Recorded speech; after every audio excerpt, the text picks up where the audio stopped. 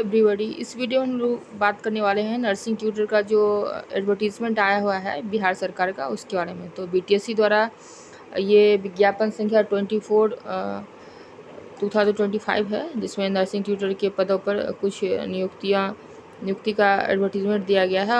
और जो आवेदन है आपका, उसमें 4 जुलाई से लेके 1/8 तक आप लोग ऑनलाइन आवेदन कर सकते हैं। तो ये नर्सिंग ट्यूटर के पोस्ट के लिए है। आप लोग साइट पर जाके आज के डेट से ही शाम से अप्लाई कर सकते हैं। तो जो वेतनमान है वो नर्सिंग ट्यूटर का, वो पता ही आपका होगा, लेवल 8 है, जो कि वेतन जो है 4800 ग्रेड पे आता है। और बेसिक जो पेड इनका है 9300 टू 34,800। तो लेवल 8 मान के चलिए पे मैट्रिक्स में। और जो अनिवार्य योग्यता है, एलिजिबिलिटी जो है वो उन्होंने रखा है किसी भी आईएनसी मान्यता प्राप्त इंस्टीट्यूट से एमएससी या बीएससी नर्सिंग, पोस्ट बेसिक भी है तो चलेगा।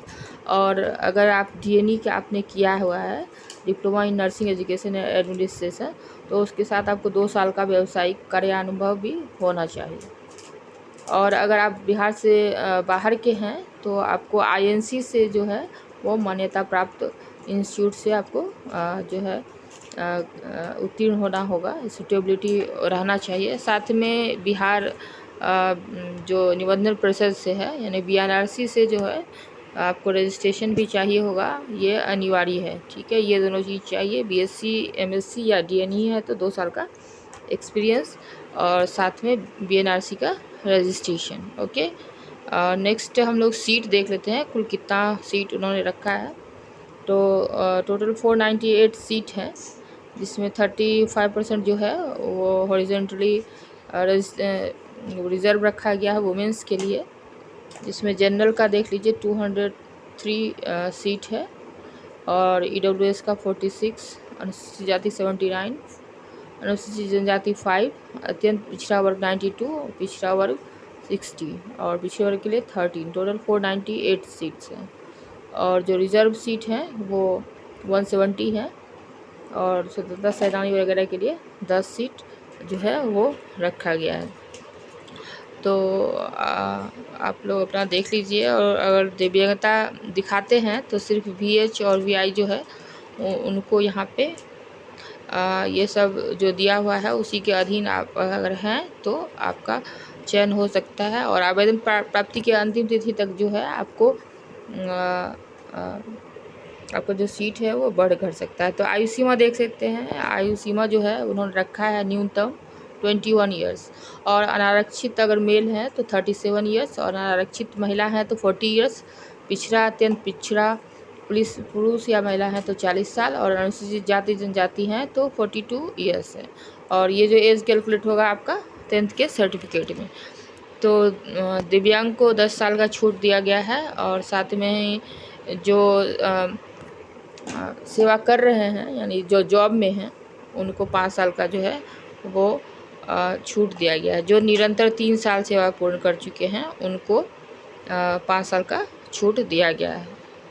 तो जो भी अगर बिहार राज्य के अंतर्गत आप लोगों ने शैक्षणिक संस्थानों में संविदा के आधार पर ट्यूटर पोस्ट पे ज्वाइन किया है, उनको जो है अधिकतम उम्र सीमा में छूट प्रदान की जाएगी, और उनको किसी भी कार्यरत वर्ष के अंश को इसमें शामिल किया जाएगा।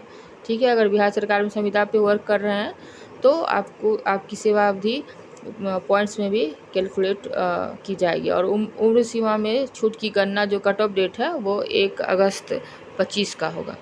ठीक है, और पूर्व में जो ट्यूटर का विज्ञापन प्रसारित हुआ था उसमें भी उम्र की तिथि की गणना जो है 1/8/21 से की गई थी। तो वैसे अभ्यर्थी जो 1/8/21 से 25 तक अधिकतम उम्र सीमा के अधीन आते हैं तो वो भी इस विज्ञापन के लिए जो है सुपात्र होंगे। ठीक है, 1/8/21 तक अगर आप एलिजिबल हैं तो आप भी इस फॉर्म को भर सकते हैं। तो संविदा पे जो कार्यरत अभ्यर्थी हैं उनका जो कार्यानुभव है उनको और उसमें छूट दिया जाएगा, साथ में आपको उम्र सीमा में भी छूट मिलेगा। तो अब आरक्षण जो है वो आरक्षण जो सामान्य अलग अलग एडवर्टीजमेंट से लागू होते हैं उसमें भी होगा, और जाति प्रमाण पत्र जो होगा उसके आधार पर जो है पिछड़ा और अति पिछड़ा वर्ग को आरक्षण लाभ दे होगा। तो आगे हम लोग देख लेते हैं इसका फ़ी क्या है। दिव्यांगता जो है, दिव्यांगता का जांच भी मेडिकल बोर्ड के थ्रू कराया जाएगा, तो आप लोग अच्छे से सारा पेपर जो है बना के रखेंगे। और देख लीजिए आवेदन शुल्क जो है, आवेदन शुल्क जनरल पिछड़ा वर्ग, अत्यंत पिछड़ा वर्ग, आर्थिक रूप से कमज़ोर वर्ग, इसके लिए 600, और अनुसूचित जाति जनजाति बिहार के जो स्थायी निवासी हैं उनको 150 रुपीज़, और अनारक्षित वर्ग या आरक्षित वर्ग की महिला उम्मीदवार हैं, बिहार के अस्थायी निवासी हैं, तो उनको 150 रुपीज़, और बाहर के राज्य के जो भी उम्मीदवार हैं, महिला हैं या पुरुष हैं, उनको 600 रुपीज़ लगेंगे। ठीक है, तो सभी लोग अपना फॉर्म जो है ऑनलाइन फिलअप कर सकते हैं, और जो पेमेंट है वो भी आपका ऑनलाइन मीडियम से ही जमा होगा। ठीक है, तो चयन का प्रक्रिया देख लेते हैं। अब चयन कैसा होगा, तो इसमें आपका एग्ज़ाम होगा, कंप्यूटर बेस्ड एग्ज़ाम होगा, जो कि 75 मार्क्स का होगा, और रेस्ट जो 25 मार्क्स है वो रखे गए हैं कॉन्ट्रेक्चुअल जो अभी कॉन्ट्रेक्चुअल जो काम कर रही हैं उनके लिए। अगर 1 साल काम करते हैं तो उनको 5 मार्क्स का जो है ग्रेस दिया जाएगा, और मैक्सिमम 5 इयर्स के लिए जो है 25 मार्क्स दिया जाएगा। ठीक है, तो परीक्षा में आपको कुल अंक जितना मिलेगा उनका 0.75% लिया जाएगा। तो जो भी नियुक्त हैं संविदा पर उनको ज़्यादा फ़ायदा होने वाला है।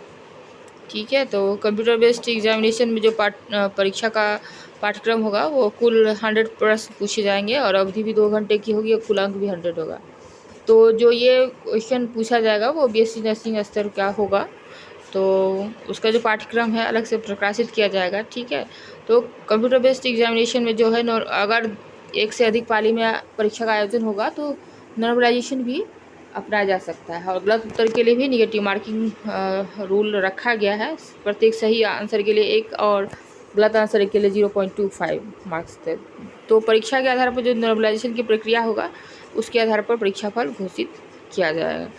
ठीक है, तो प्रतियोगिता परीक्षा में न्यूनतम अर्हतांक प्राप्त नहीं होने पर अभ्यर्थी का कोई दावा नहीं कर सकते हैं। तो न्यूनतम अर्हतांक देख लीजिए, सामान्य वर्ग के लिए 40% है, पिछड़ा वर्ग के लिए 36.5, पिछड़ा वर्ग के लिए 34, और अनुसूचित जनजाति के लिए महिला के लिए 32% न्यूनतम अर्हतांक लाना जरूरी होगा जो एग्ज़ाम देंगे उसमें। कार्यानुभव जो होगा वो लिखित तो परीक्षा में उत्तीर्ण हुए हैं तभी आपका वो मान्य होगा, और कार्यानुभव की गणना जो है 4/7/25 तक की डेट तक कैलकुलेट किया जाएगा। तो कार्यानुभव प्रमाण पत्र का फॉर्मेट दिया हुआ है, उसी पे आपको भर के ले जाना है, और जो लिखित परीक्षा में उत्तीर्ण होंगे उनको जो है सारा सर्टिफिकेट जो है वो डॉक्यूमेंट वेरिफिकेशन के लिए लेके जाना होगा, जिसमें उन्होंने इतना सारा लिस्ट बनाया हुआ है। मैट्रिकुलेशन का, बीएससी एमएससी के लिए डीएनई का अंक पत्र, मूल प्रमाण पत्र, बीएनआरसी का रजिस्ट्रेशन चाहिए, और अगर सूटेबिलिटी चाहिए वहाँ का आईएनसी से, अगर बाहर से आपका डिग्री है तो जाति प्रमाण पत्र हो गया, निवास प्रमाण पत्र हो गया, दिव्यांगता प्रमाण पत्र और कार्यानुभव प्रमाण पत्र, जिसपे जो लागू होता है वो अपना डॉक्यूमेंट वेरिफिकेशन के टाइम डॉक्यूमेंट लाना अनिवार्य होगा, और जो भी डॉक्यूमेंट होंगे वो सब 1/8/25 तक निर्गत होना अनिवार्य होगा, और उसको अपलोड भी करना है आपको। ठीक है, तो बंदिक रूप से निबंधित को दस्तावेज सत्यापन के लिए बुलाया जाएगा, और उनको ही दिया जाएगा। तो जो भी संबंधित जिले के सिविल सर्जन है उसके अंतर्गत आप लोग जो है कार्यानुभव प्रमाण पत्र निकलवा सकते हैं, और अगर कॉलेज में काम कर रहे हैं तो वहाँ के अधीक्षक के द्वारा आपको जो है सर्टिफिकेट इशू होना चाहिए। ठीक है, तो दस्तावेज सत्यापन के समय जो भी ऑनलाइन अपलोड किए हैं वो सब आपको डॉक्यूमेंट वेरिफिकेशन में ले जाना होगा। तो जो भी प्रमाण पत्र है आप लोग सब लोग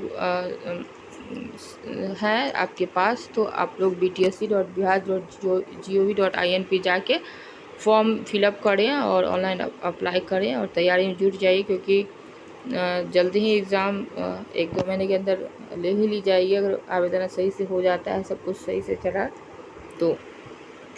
तो ऑनलाइन आवेदन जो है आप लोग सही तरीके से भरिएगा और एक कॉपी जो है रसीद का डाउनलोड कर लीजिएगा और जो भी त्रुटि होगा उसके सुधार में टाइम मिले ना मिले आप लोग पहले ही चेक कर लीजिए अच्छे से शुरू से ही कि कुछ गलती नहीं हो, नहीं तो फिर आपका अभ्यर्थता जो है वो रद्द की जाएगी। ठीक है, तो अपना नाम, जन्म तिथि, कोटि, आवेदन शुल्क इत्यादि जो है वो सब सही भरिएगा और साथ में ईमेल आईडी और मोबाइल नंबर चाहिए होगा जिस पे आपको आगे कम्युनिकेट किया जाएगा।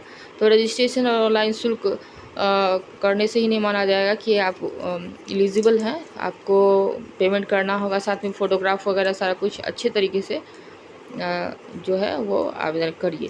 तो जारी प्रमाण पत्र वगैरह अपलोड करते हैं तो फिर आप पे कानूनी कार्रवाई भी की जा सकती है। तो कार्यानुभव प्रमाण पत्र का उन्होंने फॉर्मेट दिया हुआ है, इस फॉर्मेट में आपको बनवाना है। ओके, तो जिनको भरना है जल्दी से जाइए, आज शाम से जो है वो फॉर्म फिलअप चालू हो जाएगा। जो एलिजिबल हैं आप लोग फॉर्म फिलअप करिए। Okay, thank you, best of luck.